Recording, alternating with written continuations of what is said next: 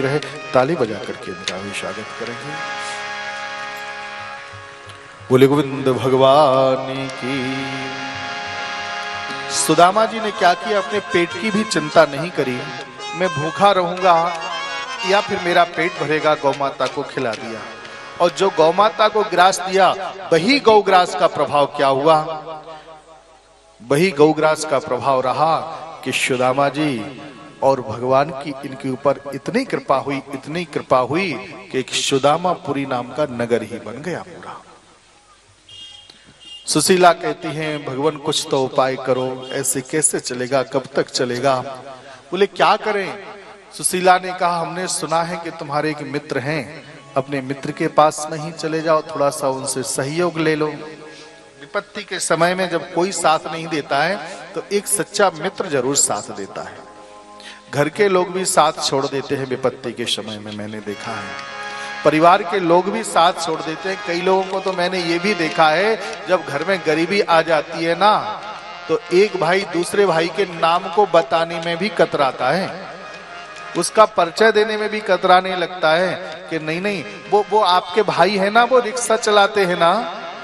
और एक भाई कोई अधिकारी होगा ना तो वो भूल जाता है कभी कभार, नहीं नहीं वो हाँ है तो, लेकिन वो मेरा उनसे कोई अभी बनती नहीं है, मेरा संबंध नहीं है आजकल उनसे, है ना। ये गरीबी है। सुदामा जी ने कहा क्या करूं मैं, किसके पास में जाऊं, कोई रिश्तेदार के पास नहीं जाऊंगा, मांगू नहीं मर जाऊं,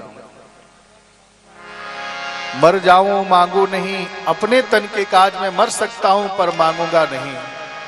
सुशीला ने समझाया तो एक काम करो ना, चलो दुनिया वालों से ना मांगो, लेकिन मित्र से के पास तो चले जाओ, मित्र से कोई बात बताने में कोई शर्म की बात नहीं, तुम मांगना नहीं पर अपनी परिस्थिति तो थोड़ी सी बता देना। सुदामा जी ने कहा तो ठीक है, मित्र के पास में जाऊं। बोले हाँ। एक बार तो सुदामा जी ने मना भी किया, नहीं सुशीला मैं नहीं जा सकता हूं, वहां नहीं जा सकता हूं। बोले क्यों, हमने सुना है तुम्हारे मित्र हैं द्वारकाधीश, बहुत बड़े राजा महाराजा हैं, उनके पास जाओ तो सही तुम।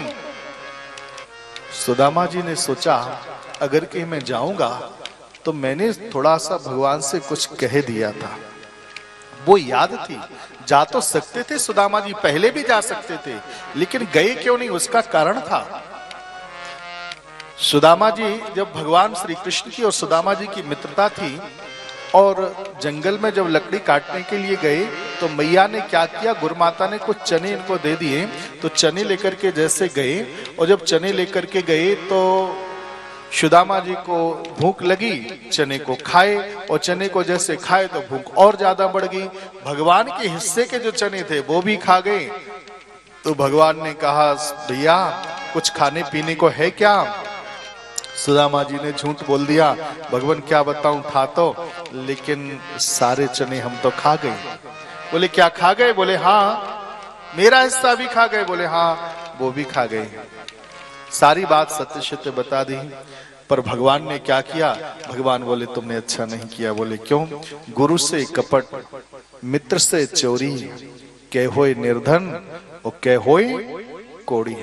कभी गुरु से कपट मत करो, मित्र से कभी चोरी मत करो, और कहीं गुरु से कपट रखोगे तुम, जब विपत्ति का समय आता तो गुरु जी के पास में पहुंचते गुरुदेव कृपा करो, ये समस्या है, ये समस्या है। और जब अच्छा समय आ जाता है, कहीं कोई भगवान कृपा कर देते हैं तो फिर गुरु जी का नाम ही नहीं लेते, है ना।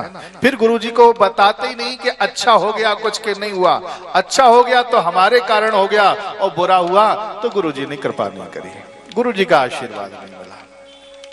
ऐसा नहीं, गुरु से कपट, मित्र से चोरी, कहोय निर्धन। वो व्यक्ति कितना भी धन आ जाए हमेशा निर्धन ही बना रहता है।